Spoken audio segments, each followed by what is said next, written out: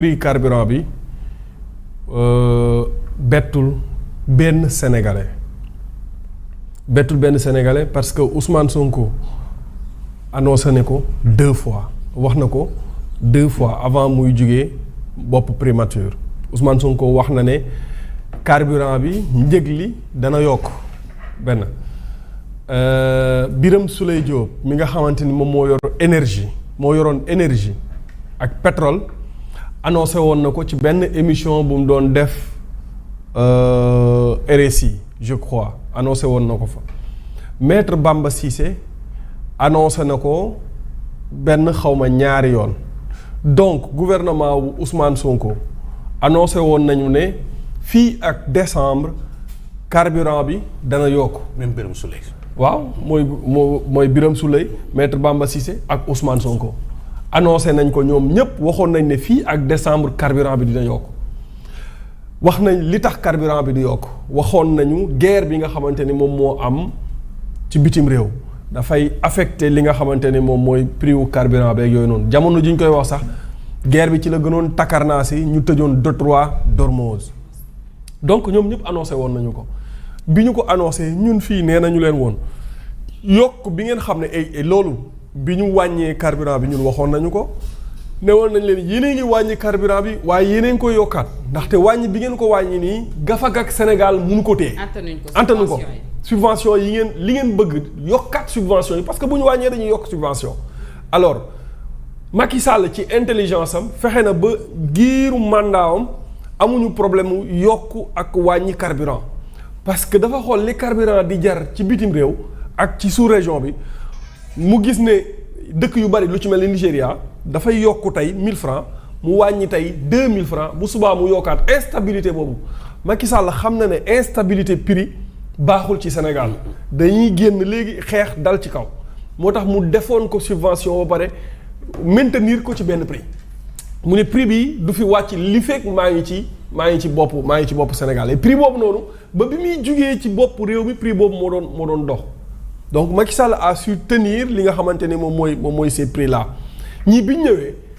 ñu bëgg populisme ñu ne dañ koy wàññi pour neexal sénégalais yi te ñoom xam nañ ne ñu ngi koy wàññi mais ñu ngi koy yokkaat ñoom bañ koy wàññi Ousmane Sonko moo la gënoon xam ne ñu ngi koy wàññi waaye danañ ko yokkaat ci biir at bi mais teewul wàññi nañ ko pour dalal tuuti sénégalais yi pour wane ne voilà ñun ñoo ngi liggéey ñoo gën a liggéey Macky Sall li mu fi nekk yëpp wàññiwu ko mais tey yokkaat nañu ko. et bi ñu koy yokkaat ñoom annoncé woon nañu ko donc ñun dara beesul ci ñun état nag en fait du populisme moo ko yor état da ngay prévoir am na loo xamante ni cëslaayu état la am na loo xamante ni maanaam moomeelu état la te dafa am loo xamante ni c'est-à-dire bëgg lu neex askan wala waxuma sax bëgg lu neex askan mais bëgg ñu ne la waaw góor te mënuloo ko nga def ko. après da nga ciy dellu siwaat yokkaat ko li mu gën a chéré su ko defee askan wi commencé mën a dal ci seen kaw. état il faut nga prévoir da ngay prévoir gis nga lu ci mel ni les prix là mën na indi jafe-jafe ci réew. parce que tey carburant bu yokkee yeneen yi ci yu topp yëpp yokk c'est-à-dire loolu mën na étouffer li nga xamante ni moom mooy sénégalais yi te en plus dañoo fàtte ne dafa am taxe bu fi Ousmane Sonko bàyyi woon te taxe boobu noonu ba léegi mu ngi daw muy 1% yi. Ousmane Sonko mii di wax nii tey bi nga xamante ne wàññi nañ carburant bi booy jënd 10 000 francs 9900 ngay joxe. lañ lay jaay wala 10 100 francs. taxe bi nga xamante ni moom lay laaj. boo demee ci grande surface yi di jënd da ngay taxe dañ lay teg taxe maanaam taxe yi même booy nooyi air bi ngay nooyi sax am na nu mu noonu defee Ousmane Sonko bu fi yàggul tuuti ñu taxe la ci 1%. donc Ousmane Sonko moo étouffé li nga xamante ni moom mooy économie Sénégal étouffé sénégalais yi ci ay taxes yi nga xamante ni kenn xamul xaalis boobu noonu instant bi ñaata la jur ak fan la jëm kenn xamu ko mooy plan de redressement bi nga xamante et puis le président de la République maintenir plan boobu noonu ba tey man loolu mooy suma problème pour man le plan là n'a plus sa raison d'être président daf ko war a dindi d'autant plus que courant kii bi yokk na gasoil bi yokk na ak essence bi pour mën a soulager li nga xamante ni moom mooy population bi. alors waa kër Ousmane Sonko dañoo malhonnête li tax ñu malhonnête mooy bi ma déggee annonce bi ñu ne yokk nañ carburant bi rek automatiquement damaa ne waa kër Sonko dinañ commencer attaquer Diomaye et ni ma ko waxee malheureusement. ñun ñëpp niñ ko xale ñun niñ ko xamee noonu la amee ñoom ñëpp jël nañ mbir mi teg ko ci ndoddu président de la République. il faut qu'il se prépare davantage le président Diomaye lu xew ci réew mi dinañ ko multiplier pour dóor ko ci kaw askan bi Ousmane Sonko il est comme ça su ànd ak yow ku baax nga et loolu dinaa ci ñëw parce que dal naa ci benn extrait bu muy wax ci Khoureychi dinaa ci ñëw Ousmane Sonko boo ànd ak moom yaa gën a baax ñëpp mais soo àndut ak moom yaa gën a bon Ousmane Sonko il est comme ça moom boo ànd ak moom ku baax nga et loolu moom la waa Pastef donn ci moom. waa Pastef boo ànd ak Ousmane Sonko ku baax nga soo àndul ak Ousmane Sonko ku bon nga. et loolu nag ñoom yaakaar naa ne ñoom ñi àndoon ak ñoom démb ak barki démb war nañ ko xam ci moom. kon yokk bi Fatima c'est tout à fait légitime. ça concorde avec peut-être subventions yi nga xamante ni moom la ñu lever ñoom fi ñu fattoon la ñu fattar ni nii ndax mënatuñ ko certainement et puis ça fera des économies au Sénégal mais aujourd'hui le problème mooy pourquoi ñu bëgg ko coûte endosser le gouvernement actuel. moo lay won ne li ñu doon def du woon gëm-gëm populisme la woon pour nax Sénégalais yi won leen ne leen ñun wàññi nañ nangam il fallait coûte que coûte wàññi en fait wàññi c'était wàññi pour dalal xelu Sénégalais je sais pas lan moo leen animé woon ba ñu koy def parce que manque de cohérence bi mooy moment bi ñuy wàññi ñoom yeneen réew yi dañu doon yokk parce que moment boobu ñëpp gis nañ jafe-jafe yi nga xamante ne moom moo amoon à l'international sous région bi yëpp dañ doon yokk ci jamono yi nga xam ne Sénégal dafa wàññi mais moment boobu peut-être bëggoon nañu dem ci ab populisme boo xam ne pour won Sénégalais ne dañoo mën mais lu dul dëgg du yàgg na fi lu dul dëgg du yàgg léegi li ma bëgg mooy ñu wax ñu lan moo tax nit ñi di wàññi nit ñi di yokk ñoom ñu wàññi tey ñu toll ci wàññi ñoom ñu yokk lan lañ doon bañ ba tax ñu defoon loolu est-ce que lii ñu def nii c'est plus cohérent wala loolu laa bëgg man ñu tontu man qu'est-ce qui se passe exactement parce que bu ñu fàtte ne yokkuteb carburant yemul ci carburant moom mi ngi koy frôler sànq dafay am répercussion ci yeneen denrées yi alimentaires mais également sur le transport lépp mën na am ay yokkute yoo xam ne daf cay am xam nga réew fugg yoru ko ak populisme ak xëy di def loo xam ne maîtriser woo ko am na ñu doon wax naan ñii ñuy fal nii ce qui est sûr et certain mooy xamuñu dara ci gestion gouvernement bu ñu leen mënee wooye ay arrivistes ñu bëri doon nañ ko waxee noonu mais tey temps bi dafa dem ba jox raison ñu doon wax loolu parce que dem nañu ba toll ci moment boo xam ne je me dis que ne xamatuñu sax li ñuy def léegi nag li ci des mooy jël ko bëgg ko politiser bi mooy ñi nga xamante ne ñoo génn ci gouvernement bi ñu ngi jël li nga xamante ne moo am nii di ko teg ci ndodd ñi nga xam ne ñoo des ci gouvernement bi alors que dañoo fàtte ne ñoom ñooy ñoom yëpp benn la dégg nga waaw ñoom ñooy ñoom. waaw ñoom ñi génn ci gouvernement ñooy ñi fi des ba tey. ñi fi des ñooy ñi fi génn. noo ko waxee léegi ñoom ñooy ñoom. ñoom it ñooy ñoom. nii la demee ñoom ñooy ñoom. kii amul gisuma fi benn différence parce que bu ñu fàtte ne Bamba Cissé ministre de l'intérieur d'alors ki bëgg Ousmane Sonko ci xolam ba taxaw assumé ko moo ñu fi njëkk a annoncé hausse nañu fii ak ci kanam hausse mën naa am ndax lii ak lii moo tax moom Ousmane Sonko mu taxaw à l'hémicycle ci assemblée nationale développé waat wàññite gi waaye ci ay conditions yu metti lañ ko defee te itam yokkute mën naa am ndaxte international bi mu ngi noonu léegi nag tableau bi nga xamante ne moom la UEMOA def est-ce que gis ngeen ci place su Sénégal fi mu ne maanaam fi mu toll nii ci espace UEMOA bi Sénégal moo fi gën a cher carburant Côte d'Ivoire gii 905 la ñuy jaayee Côte d'Ivoire gii 905 la ñuy jaayee Mali gii nga xam ne daanaka fii la ñuy ñëw ñun ñoo leen di approvisionner ñoo ñu gën a yombale carburant qu'est-ce qui explique cela man loolu laa bëgg rek ñu wax ñu ko parce que tamit nous Sénégalais on mérite à ce que suñu jël yenn décisions yi li laay war a sóoli ñu wax ñu exactement les tenants et les aboutissants c'est très important ci ñun Sénégalais mënuñ xëy rek jël benn décision muy am en retour ay répercussions ci ñun le Sénégalais lambda te ñun xamuñu exactement quelles sont les bases de ces décisions. On a besoin à ce que ñu wax ñu exactement lan moo tax dans l'espace UEMOA le Sénégal bi nga xamante ne dañoo ne déjà on produit du pétrole et du gaz ñun ñu war a gën a cherle prix wu carburant ci sous-région bi ci espace UEMOA bi on a besoin des explications de la part de ce gouvernement il faut ñu wax ñu exactement qu'est-ce qui se passe lan mooy problème bi ñun vraiment soxla nañu à ce que ñu wax ñu ko te nag attendons à ce que ci kanam mu am yeneen yokkute yu bari yuy am pendant ce temps ñoo ngay Jomaay ñoo ngay Sonko ñoo ngay Pastef ñoo ngay Kiiraay ñoo ngay caisse noire ñoo ngay patrimoine sénégalais lambda bi mi ngi souffrir mi ngi gën di sonn. ASER doo comprendre parce que justice ba tey waxagul ne kii lañ ci déglu kii moo def lii kee deful lële mu mel ni sénégalais ci boppam ñoo tàmbali ku ci nekk di def sa ay propre déduction mais ku ci nekk itam yaa ngi njort ne xëy na telle personne wala une autre personne moo nekk di ci ginnaaw encaissement wu commission bi. problème mooy 2 ans li ñuy nekk jiiñ àdduna bi yëpp ay sàcc 2 ans ñuy def fi 12 ans 2 ans yoo xam ne coowum xaalis rek ak détournement la ñuy waxtaani moo nga tàmbalee ca Cheikh Gueye ministre ba Bakel soog a ñëw Touba ñëw ak yeneen 2 ans ku leen waxoon ni leen ñii waa Pastef ni 2 ans yi dinañ am coowum détournement ñu leen ciy tudd bu ci seen nguur loolu rëy la déception totale la. xale yi génn di wax jub ak jubbanti xale yi génn 12 ans yi dañoo sàcc suñu alal xale yi génn dañoo naan pétrole bi xale yi génn gaz bi jeex na xale yi génn yaakaar ni jën yi sax doo maanaam li tax jën manque fi mooy dañu koo jël jox étranger yi. pétrole moom ku ko ci naan dootoo ko def. comprendre nga. xale yi génn di toj océan yi di toj yenn yi nga xam ne ñu naan tubaab yi ñoo jël li fi nekk yëpp yóbbu. ñu toog fi 2 ans. yoo xam ni coowum fond la ñuy wax ak détournement. mais quand même déception am na ci xale yi. c'est vraiment dommage on espère réellement daal que ak lu mënti xew rek on sera informé parce que population yi Fatima dañu mérité xam nag 37 milliards yi xaw ma 32 la xaw ma 5 la commission bi 5 la 32 yi des wala bu ñu boolee lépp muy 35 on mérite de savoir fan la xaalis bi jaar.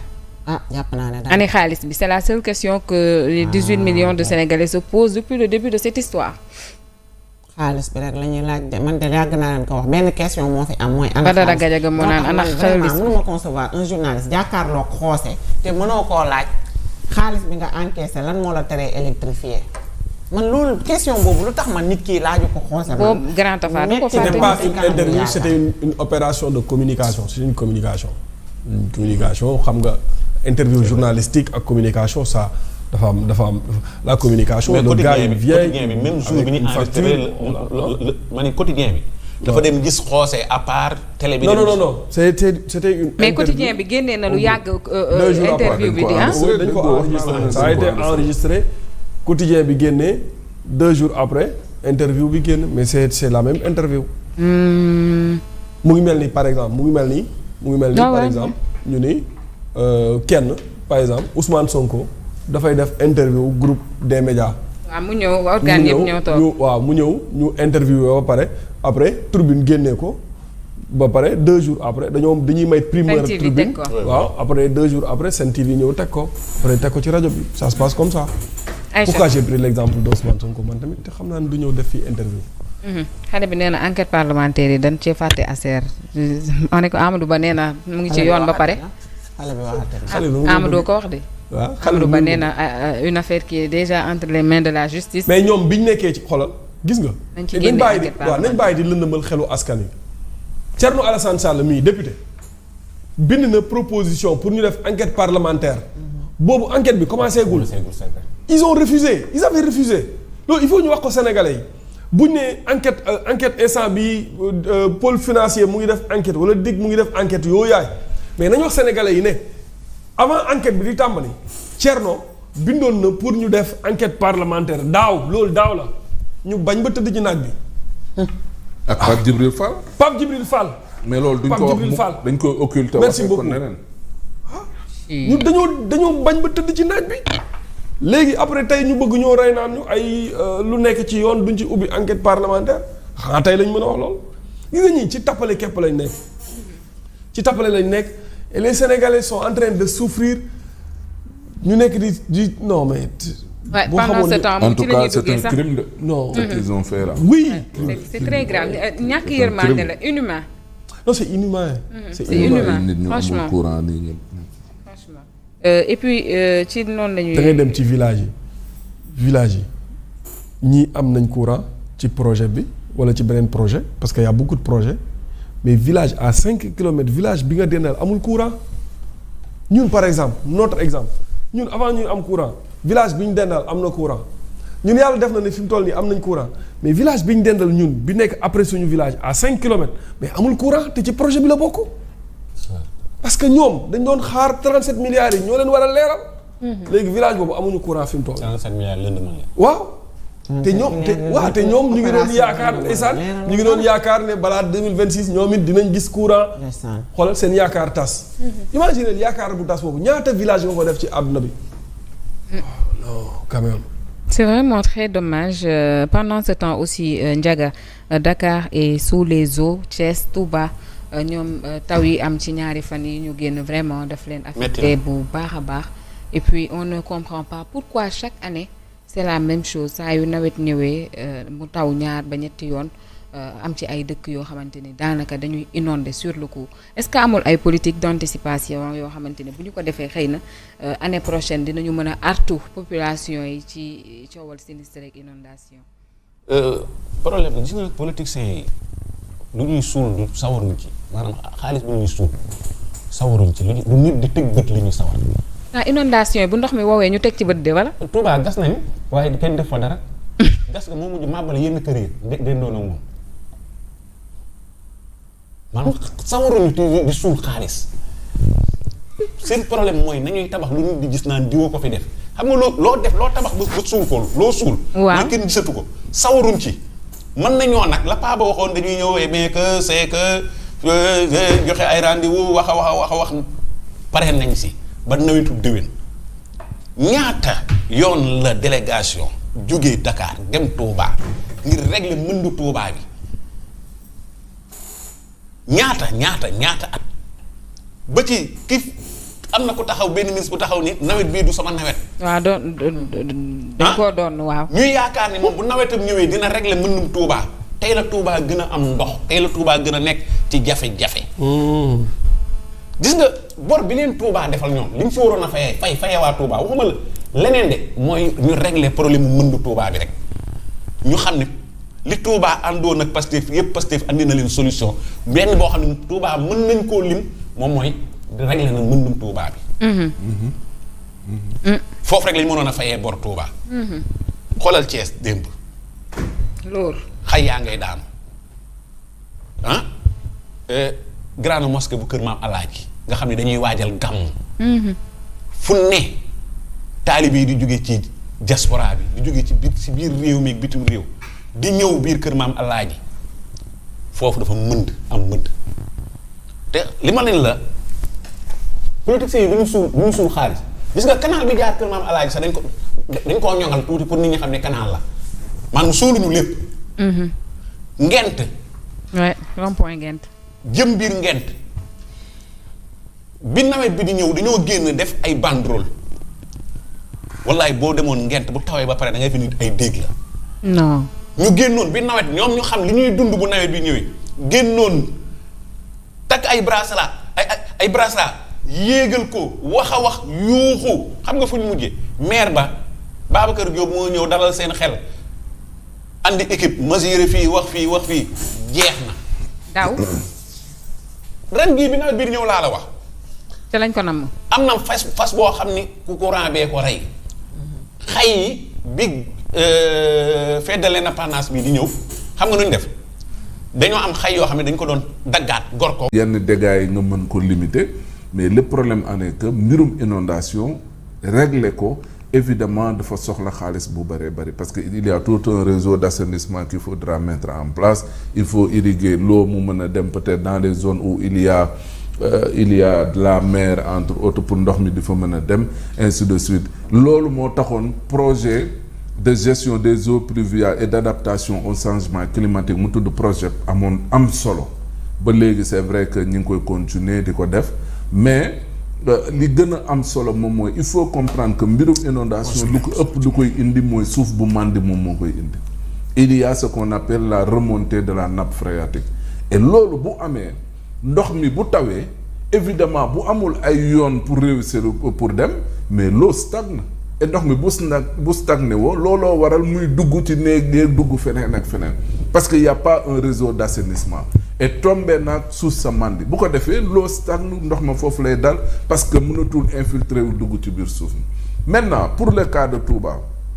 où il y a 47 forages tey ces forages là devait permettre justement à soulager à la limite même à atténuer coono yi nga xam ne moom la askan wi di am parce que n'oubliez pas que forage ci biir suuf si nañuy jëli jee ndox mi pour mu génn donc bu suuf si mandé bu ñu forage yi ŋaccee ça permet de rabaisser le niveau de l'eau donc dootul nappe phréatique bi dootuñu am problème pour que l'eau puisse nan la tudd ça ruisseler wala mu dugg ci fi nga xam ne moom mooy suuf si donc les forages même fi nga xamante ne nii moom mooy à Dakar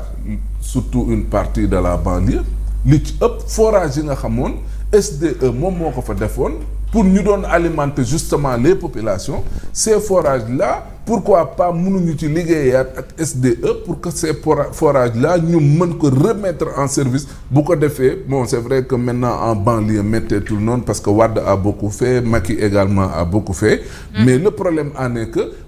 dañoo déplacer le problème maintenant ce n'est plus peut-être une partie de Pikine ou de Guédiawaye mais léegi les inondations c'est à Keur Massar Kër Ndiaye Lo Bambilor ainsi de suite Tivaouane Peulh léegi ñoom ñooy ñi nga xamante ne ni ñoom les nouveaux types d'inondés ñoom ñooñu la parce que lu koy indi mooy nit ñi fu ñu warut a dëkk dañ leen fay bàyyi ñu dëkk fu nekkoon yoonu ndox ñu sakk ko remblayer ko bàyyi nit ñi ñu ñëw dëkk fa oui et loolu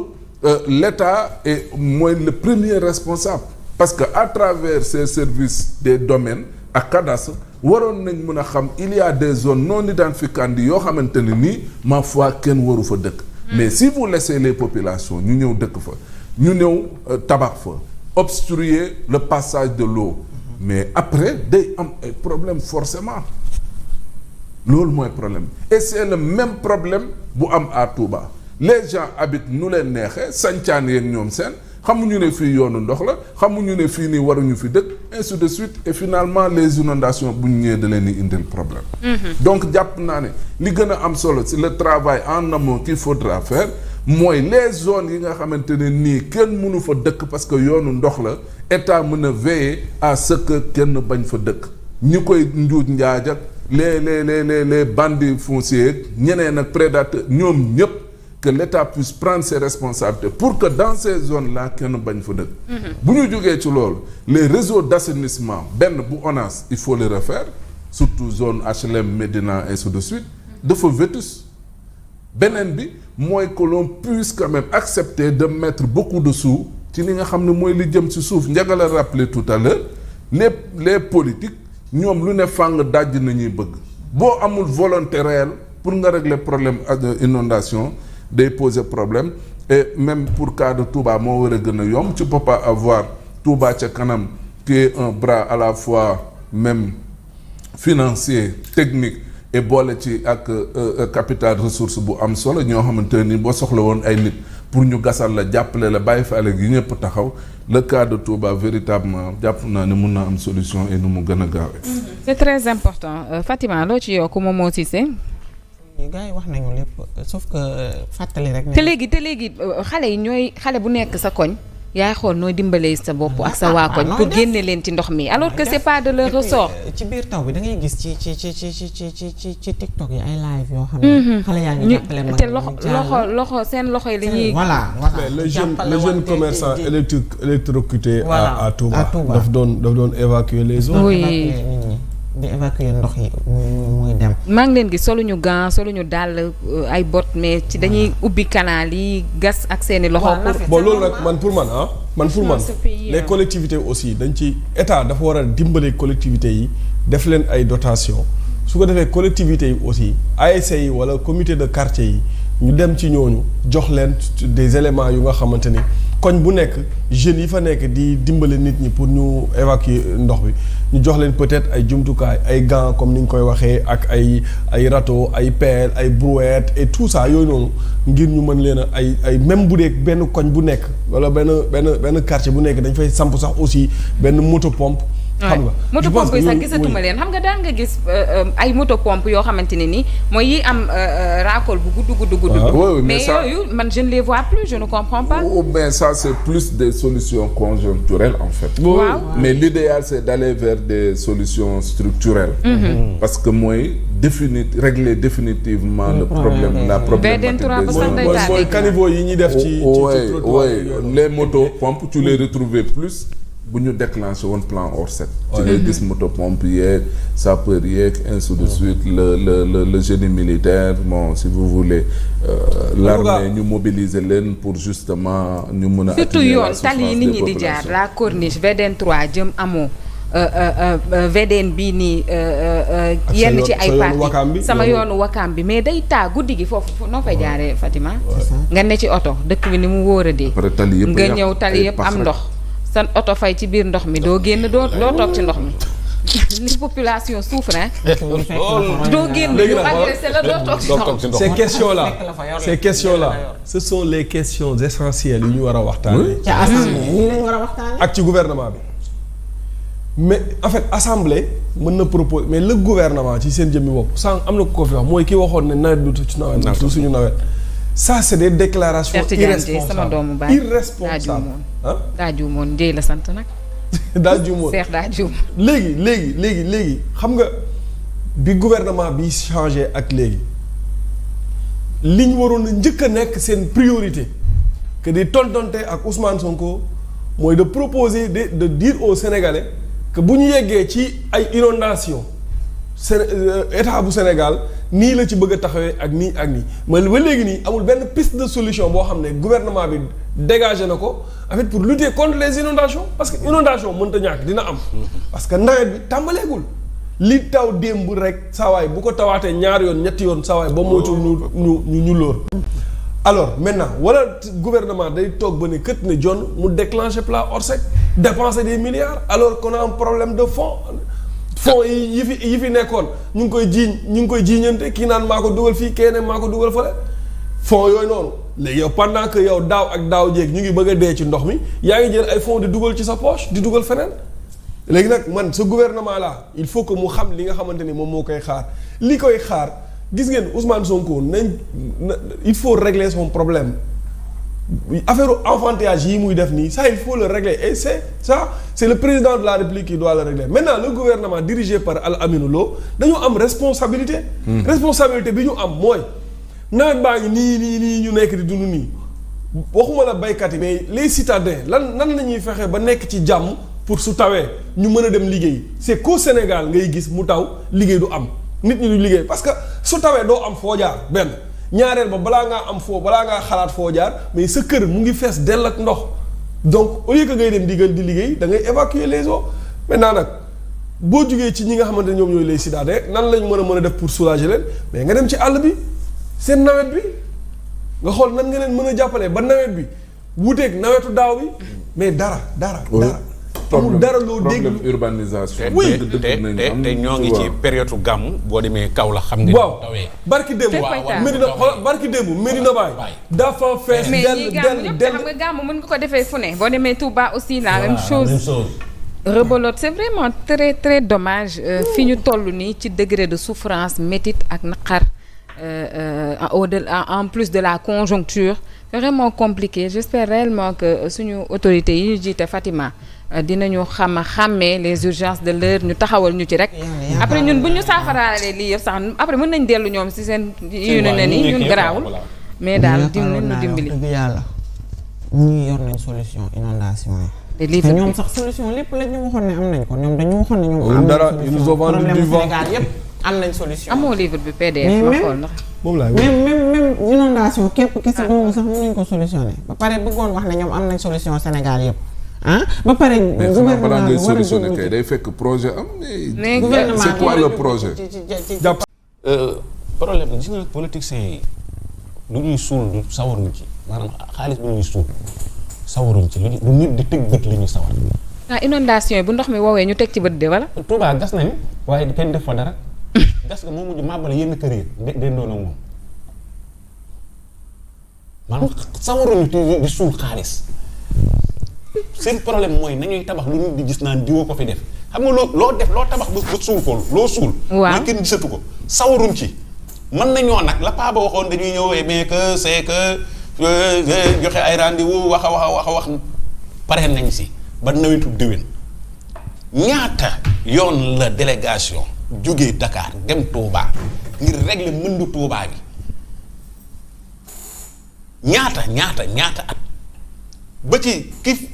am na ko taxaw benn ministre bu taxaw ni nawet bii du sama nawet. waaw dañ koo doon waaw. ñuy yaakaar ni moom bu nawetam ñëwee dina régler mëndum Touba tey la Touba gën a am ndox tey la Touba gën a nekk ci jafe-jafe.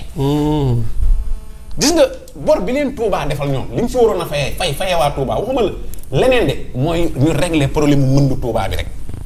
ñu xam ne li Touba àndoon ak Pastef yëpp Pastef andi na leen solution benn boo xam ne Touba mën nañ koo lim moom mooy régler na mëndum Touba bi. foofu rek lañ mënoon a fayee bor Touba. xoolal Thiès démb. loolu. xay yaa ngay daanu grande mosquée bu kër maam Alaaji nga xam ne dañuy waajal gàmm. fu ne taalib yi di jóge ci diaspora bi di jóge ci biir réew mi ak bitim réew di ñëw biir kër maam Alaaji foofu dafa mënd te li ma leen la politiciens yi du ñu suul xaalis gis nga canal bi jaar kër maam Alaaji sax dañ koo ñoŋal tuuti pour nit ñi xam ne canal la maanaam suuluñu lépp. Ngent. ouais rond-point Ngent. jëm biir Ngent bi nawet bi di ñëw dañoo génn def ay banderole wallaay boo demoon Ngent bu tawee ba pare da ngay fi nit ay dégg la. non. ñu génnoon bi nawet ñoom ñu xam li ñuy dund bu nawet bi ñëwee génnoon takk ay bracelet ay bracelet yéegal ko wax yuuxu xam nga fu ñu mujjee maire ba Babacar Diop moo ñëw dalal seen xel. andi équipe mesuré fii wax fii jeex na. daaw. ren gii bi nawet bii di ñëw laa la wax. te lañ ko namm. am na fas boo xam ni ku courant bee ko rey. xay yi bi fête de l'indépendance bi di ñëw xam nga nu ñu def dañoo am xay yoo xam ne dañ ko doon daggaat gor ko pour rafetal yoon bi ak nàngam xoolal xay yooyu tey bi ngelaw gi ñëwee xay yooyu dafa daanu ba yàq fa ay oto. am naa sama benn xarit boo xam ne démb moom nan ma xay gi ci li mu daanu fa la bokk diggante ay nina faal fa lañ naan toxaleen ca Thiès nga xam ne ñoo ngi doon tàmbali sànce ba ni dañuy defaraat tali bi tey boo fa demee doo fa xàmmee ndax mën ma fa am nga ñëw Ndakaaru li régions yi di dund di Touba Bakel di ko dund kii di ko dund nu mu tëdd Thiès di ko dund tey moom la fii di ko dund ni ñu koy waxateeti la Ndakaaru di dund problème moom mooy bu ñu toppee xool techniciens yi jàng nañ ko am nañu ay solution pour mu ndox mi ñëwee lu mu gaaw mu dem yoonam mais problème mooy li ma la wax ci tàmbali bi moom mooy nangu ñëw su fi yëg pare wuñu pour suul xaalis bi te gëm yàlla mooy mën mi du am problème ñaata bâtiment moo daanu démb ngelaw gi. même ici à Dakar. il y a beaucoup de business gâté parce que boo xoolee corniche bi ñiy exposé mooy les chambres à coucher Mamadou ñiy exposé ci corniche bi c'est pas si xam ngeen leen wala yéen a ngi leen fay romb démb boo xoolee sur les réseaux sociaux da ngay gis ni seen business bi yëpp daanaka. ngelaw li yàq na ko xam nga mbirum inondation li ci doy waar c'est à la fois des dégâts matériels et sur le plan économique également il y a un impact négatif. parce que ñii seen kër yi dina fees seen lal yi pour ñu tëdd problème la ci daanaka ngàcc ndox mi nit ñuy dëkkee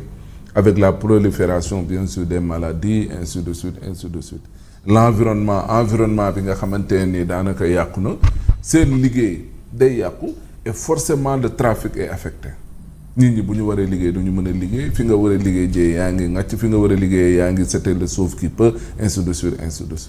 ñii avec le vent violent bien sûr seeni ardoises yi toj na ñii seeni kër yi ainsi de suite ñii seeni oto donc à la fois il y a des dégâts matériels mais sur le plan économique également day peser et loolu boo ko boolee les deux à la fois c'est vrai que on peut pas peut-être nekk alarmiste wala nga prévoyant ba mën a tax peut-être yenn dégâts yi nga mën ko limiter mais le problème en est que mbirum inondation régler ko évidemment dafa soxla xaalis bu bëree bëri parce que il y a tout un réseau d'assainissement qu'il faudra mettre en place il faut irriguer l'eau mu mën a dem peut-être dans les zones où il y a il y a de la mer entre autres pour ndox mi di fa mën a dem ainsi de suite loolu moo taxoon projet de gestion des eaux pluviales et d'adaptation au changement climatique mu tudd projet am solo ba léegi c'est vrai que ñu ngi koy continuer di ko def mais li gën a am solo moom mooy il faut comprendre que mbirum inondation lu ko ëpp lu koy indi mooy suuf bu màndi moom moo koy indi il y a ce qu'on appelle la remontée de la nappe phréatique et loolu bu amee ndox mi bu tawee évidemment bu amul ay yoon pour réussir pour dem mais l'eau stagne et ndox mi bu stagné woo looloo waral muy dugg ci néeg dugg feneen ak feneen parce que y a pas un réseau d'assainissement et tombé naag suuf sa màndi bu ko defee l'eau stagne ndox ma foofu lay dal parce que mënatul infiltrer wu dugg ci biir suuf mi maintenant pour le cas de Touba où il y a 47 forages tey ces forages là devait permettre justement à soulager à la limite même à atténuer coono yi nga xam ne moom la askan wi di am parce que n'oubliez pas que forage ci biir suuf si nañuy jëli jee ndox mi pour mu génn donc bu suuf si mandee bu ñu forage yi ŋaccee ça permet de rabaisser le niveau de l'eau donc dootul nappe phréatique bi dootuñu am problème pour que l'eau puisse nan la tur ça ruisseler wala mu dugg ci fi nga xam ne moom mooy suuf si donc les forages même fi nga xamante ne nii moom mooy à Dakar surtout une partie de la banlieue li ci ëpp forage yi nga xamoon SDE moom moo ko fa defoon pour ñu doon alimenter justement les populations ces forages là pourquoi pas mënuñu ci liggéeyaat ak SDE pour que ces forages là ñu mën ko remettre en service bu ko defee bon c'est vrai que maintenant en banlieue metteetul noonu parce que Wade a beaucoup fait Macky également a beaucoup fait mais le problème en est que dañoo déplacer le problème maintenant ce n'est plus peut-être une partie de Pikine ou de Guédiawaye mais léegi les inondations c'est à Keur Massar Kër Ndiaye Lo Bambilor ainsi de suite Tivaouane Peulh léegi ñoom ñooy ñi nga xamante ne ni ñoom les nouveaux types d'inondés ñoom ñooñu la parce que lu koy indi mooy nit ñi fu ñu warut a dëkk dañ leen fay bàyyi ñu dëkk fu nekkoon yoonu ndox ñu sakk ko rembalayé ko bàyyi nit ñi ñu ñëw dëkk fa oui et loolu l'État est mooy le premier responsable parce que à travers ces services des domaines ak cadastre waroon nañ mën a xam il y a des zones non identificantes yoo xamante ne nii ma foi kenn waru fa dëkk mais si vous laissez les populations ñu ñëw dëkk fa ñu ñëw tabax fa obstruer le passage de l'eau mais après day am ay problème forcément loolu mooy problème et c'est le même problème bu am à Touba les gens habitent nu leen neexee sancaan yeeg ñoom seen xamuñu ne fii yoonu ndox la xamuñu ne fii nii waruñu fi dëkk ainsi de suite et finalement les inondations bu ñu ñëwee da leen di indil problème donc jàpp naa ne li gën a am solo c'est le travail en amont qu'il faudra faire mooy les zones yi nga xamante ne nii kenn mënu fa dëkk parce que yoonu ndox la état mën a veiller à ce que kenn bañ fa dëkk ñi koy njuuj njaaj ak les bandits fonciers ñeneen ak prédateurs ñoom ñëpp que l'État puisse prendre ses responsabilités pour que dans ces zones-là kenn bañ fa dëkk bu ñu jógee ci loolu les réseaux d'assainissement benn bu ONAS il faut les refaire surtout zone HLM Médina ainsi de suite dafa vétus beneen bi mooy que l'on puisse quand même accepter de mettre beaucoup de sous ci li nga xam ne mooy li jëm ci suuf Ndiaga la rappelé tout à l'heure les politiques ñoom lu ne fàng dajj nañuy bëgg boo amul volonté réelle pour nga régler problème inondation day poser waaw bu laajee bu kenn dóor kenn rek. waaw bu kenn dóor kenn waaw kay. di laaj bu ñu dem bañ dóor day mel dañuy layal dóor yi quoi problème moom mooy dóor moom cib sëy da cee dafa maanaam bul dugg foofu. loolu bu kenn dóor kenn. bu kenn dóor kenn waaw bu kenn dóor kenn. bu kenn nar a dóor. waaw ma nar a dóor ma xaay. waaw bu kenn nar a dóor tamit. bu kenn dóor kenn. dóore bi nañ ko baax. doom day problème mooy jigéen ñi dañoo pareegul góor ñi amuñu patience jigéen ñi pareeguñu ci biir néegu sëy yi waxuma la pour sëy de mais bi ñu sëy ba pare maanaam pareeguñu. pour sëy. pareeguñu ci biir néegu sëy yi. mais luy loolu mais problème bi moom mooy tamit góor ñi amuñu patience gis nga doomu ndey dafa am ñoo xam ni jëkkër ju am alal sëy ak moom ak loo fa daj ci àdduna jaral na leen ko. am ñoo xam ni nañu wax ni jëkkëru diw bi la ak loo fa daj. jaral na leen ko est-ce que comprendre nga. waaw am ñoo xam ne dañuy sagu ci sëy. xam nga sagu te moo rey jigéen ñu baree. mooy naan sama jëkkër dafa baax mu ngi may defal lii. non maanaam boo génnee nit ñi suturab sëy ci biti nga yor mais yaa ngi bëgg a dee ci biir kër gi jànk bi ci kër gi sax moo la ëpp ndogal ci biir kër gi. maanaam tey am na yu bari loo xam ni ci sa biir kër defaluñ la ko waaye heure boo préparé di dem say mbokk sol lu rafet ñu may la xaalis nga dem de sagu te ñu bari naan la boo ko fi bàyyee mënoo am beneen jëkkër bu ko gën toog di bëgg a dee yenn jigéen ñi ñu leen di duma ci biir kër yi di leen duma ci néegu sëy yi koo ci waxal ñu la toogal ngir say doom nga sëy ngir say doom mais sëy ngir say doom day fekk nga fekke ko. teraa ngay sëy dóor du bokku ci. teraa ngay sëy saaga sax da cee bokkul ba dóor di ñëw mais problème moom mooy gis nga am na koo xam ne bu jëlee kurfañ jëmale la ko nga may ko bu ëllëgee yet lay jëmale ko ci yow maanaam toll na ci kii sëy mu am fayda ci yenn saaga yi sax du ma ko may ab jëkkër ba di ko may ba di ko may ay dóor waaye société bi dañ see am part de responsabilité bu rëy. moom mooy jigéen ñi ñoo ngi bëgg a dee ñu naan leen grande dame ñoo ngi leen di bëgg a dee ñu naan mënoo am ku ko gën ñoo ngi bëgg a dee ci ay néegu sëy lañ leen di wax moom mooy toogal nga sëy te muñ. mënoo am ku ko gën say njaboot say nangam famille bi bañ nañu ba la tàmbalib sëy ba moom mooy ku fi jóge ñàkk nga sam néeg mooy dootoo fi dikkati. waaw li ngay njëkk a def moom mooy si bi ngay dem di ñu lay muur lañ lay wax ne la kër gi ku sëy dootoo fi duggati. bu tasantee jëkkër ju gàtt xel danaan kii ak lu ma ko mën a def amatul fu mu jëm naa ko fi bàyyi am ñoo xam ne tey jii nii problème mu location yeeg seer yeeg nangam ak nangam tax nañ buñ doon dee ci sëy dañ fay toog luñ leen mën a def dañ fay toog góor ku ñàkk xel danaan tey lu ma ko mën a def du am tey li gën a li noble na fi day maye di fàtte. am noble day maye di fàtte. waaw mais dañu leen di nangu léegi de yéen ñu bees ñi. moom laay wax. góor ñu bees ñi dañuy nangu seeni bagage. tey bu ñu demee heure bu jëkkër xuloog yow nettali la fi ngeen jaare ci démb mais wax la sa waa këru démb mais wax la tey fi mu la andi moytu ko. kooku baaxul. bu dul woon man. barki démb jëkkër ak jabar dem nañu tribunal ñu amaana jabar ja 3 millions ci jëkkër ji li mu ko defal. dañ ko mujj remboursé. est-ce que comprendre maanaam yi feeñ mooy borom tur yu feeñ yi mais tey boo demoon tribunal yi. waaw am na loo xam ne nag jabar ji dafa tooñ moo tax. yaa ngi dégg jabar ji lu mu defal jëkkër ji ci biir sëy bi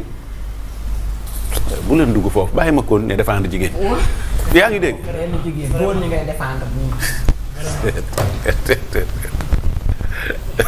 xam nga problème bi Ahmed. bu ñu jëlee lépp xëpp ko góor ñi solution du am bu ñu jëlee lépp tamit xëpp ko jigéen ñi solution du am mais problème moom mooy kenn ku nekk da ngay xam sa bopp. kenn ku nekk xool gis nga ab coow ku xamul fu mu déparé doo xam fu mu yem. est-ce que comprendre bëri na koo xam ne xëy na moo sañ a taxaw ci rajo bi mu wax moo sañ a dem kaawteef moo sañ a dem tës wax am na koo xam ne sañ ta dem kaawteef am na koo xam ne sañ ta dem tës wax mais man ki ma dégg ma ci laay àtte woo. yaa ngi fàttali ko soxna si faatu woon fële ci diwaanu Thiès te ñu ni goro bi moo ko rey te mu fanaan te mu dee ci biir néeg ba. est-ce que comprendre nga. parce que benn version bi la ñu dégg ba rey ba ni goro bi moo ko rey kii dee faatu ndey ami tàmbali bi dañoo ni belle famille bi ñoom ñoo ko posé ñoo ko def nangam. parce que version boobu la ñu déggoon moo tax man la coow boo xamul fi mu tàmbali doo xam fi mu yem. léegi jaaduwul nag maa ngi koy encore une fois di wax ne. li ñuy dóor jigéen ñi sëy dóor bokku ci saaga bokku ci sëy dóor bokku ci saaga bokku ci sëy may sa jabar ba pare di ko nangu ab noobul du ko def. Fatima daa mel ni li njëkk di wax nii moom àndoo ceeg moom mais néanmoins sont partagés effectivement mais dóor pourquoi violence war a am ci diggante ñaar ñoo xam ne mbëggeel rek a war a dox seen diggante wallaay ñaar ñoo xam ne na fi vraiment li war a dox seen diggante yëpp lu neex la war a doon wax dëgg yàlla bu ñu demee ba dóorante am ci rek c'est autre chose on le souhaite vraiment pas mais aussi les femmes il faut savoir dire non pendant qu'il est temps na fi mënuma nekk ci benn sëy depuis des années ñu may dóor may koy endossé ñu may dóor ma koy nëpp-nëppal ñu may saaga ma koy nëpp-nëppal sous prétexte que damay muñ non il faut que loolu noonu jigéen ñi bàyyi ko dóor du sëy saaga du sëy c'est respect la góor ak jigéen waruñu sax seq saagante bay àgg ci dóorante góor jigéen dañ ko jox góor pour mu mottali éducation am bi waajur yi commencé si ñun góor ñi ñoo ko war a yeggali du dëgg je suis pas d'accord ak ñi nga xamante ne peut-être problème day am du ndaw day rëy parce que sa jëkkër dina la saaga si biir néeg dina la dóor nga dem wax ñu ne la muñal jigéen buy sëy dafay muñ on est d'accord mais góor ñi aussi il faut ñu mën a muñal jigéen ñi parce que jigéen bu matoon kenn du ko jëlee kër baayam indil la ko sa ne la xelam dafa sëgg du dëgg xelu kenn sëggu fi fii lu góor dugg lu nekk te réussir sa jigéen añ ca ginnaawam fii xelu kenn sëggu fi doo leen di mottali ngeen ñuy mottali il faut qu'ils arrêtent ça benn lañu góor ak jigéen on se complète li ñu man daal li ma mënul accepter mooy lu feeñ ci sëy nu woon na ci ngoro la jigéen ñi nañu am fulla ci seen bopp sëyewuma ay dóor ak dayoo bu jëkkër mënti am Fall wax na sànq lu am solo da ngay dugg ci góor ndax alalam kese ndax parce que dafa am jigéen ñoo xam ne góor mooy seen projet jigéen ñoo xam ne seen réussite mooy sëy ku yor suñu sëyee ku yor rek ñoom pour ñoom seen vie ñoom gagné nañ ko réussir nañ ci alors que góor dafay juddu jigéen juddu ci famille say parents coono ga ñu daj ci seen doom bu góor ngir mu réussir moom la ñuy daj ci seen doom bu jigéen ngir mu réussir kon lan moo tax góor war a jigéen war a ñëw rek màgg ba ne léegi defaru ba jekk rek teg sa bopp ci tali bi ne góor moo ma si war a génnee loolu moo waral ñu daj lu ne ci sëy yi di ko muñ d'accord dinañ muñ mais pas dóor pas saaga loolu il faut que ñu ciy teel a jóg mais boo ko bàyyee nag ba mu sori sëy ba nga jur fa ay doom yu dul jeex sëy fa ay ati at ñu lay dóor da ngay dem ay dóor kenn mënu si dëkk da ngay dem ba dootoo ko mënati nga tàmbali wax si kaw fekk ba nga waree wax ñu régler ko du tey problème bi day dépassé foo xam ne dañ koy mën a régler parce que ku góor ki tàmm na yëkkati loxoom teg ko sa kaw te nag bu dëgg caaxaan jeexee dëgg des rek yow yaa ko nangu man du ma nangu ku may dóor ci sëy ngoro sax sequma saagante ak góor waxatuma laa nag sëy ba ciy dóor di ci am donc moo tax ma la les responsabilités sont partagées mais góor itam nañ xam ne jigéen amul doole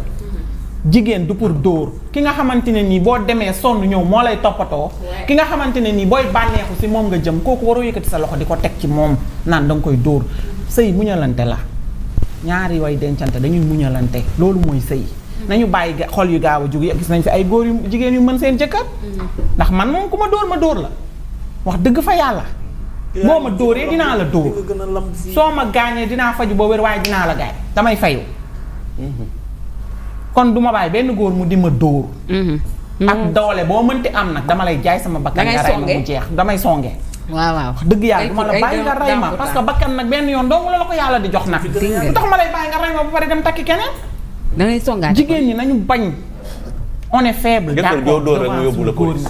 on est faible devant eux ndax ñoom ñooy suñuy kilifa ñooñu moom ñooñu war a jubbanti mais nañ bàyyi dóore lan la ñuy dóore tamit. mais nag Momo Cissé nag góor day du man jigéen la mais parfois xale jigéen yi tontu la tontu boo xam ne. dañoo mën balaa dara xew nga def dara ñu songu la am na ñuy songu seen. am na ñuy songe waaw gaaw a songe ñu songu la saaga la boo leen dóoree ñu. mais nag yéen a làmmiñ boo xam ne. billaahi moo raw ay dóor góor. ku la si tontu nga bëgg a dee. waaw mais góor daa am grandeur nag daa am hauteur même bu la sa jabar songee saaga la entre autres. looloo tax ñu dénk leen ñu dénk ñu leen. pour ngeen muñal ñu la. mais jigéen boo leen ko toppee da ngeen koy rey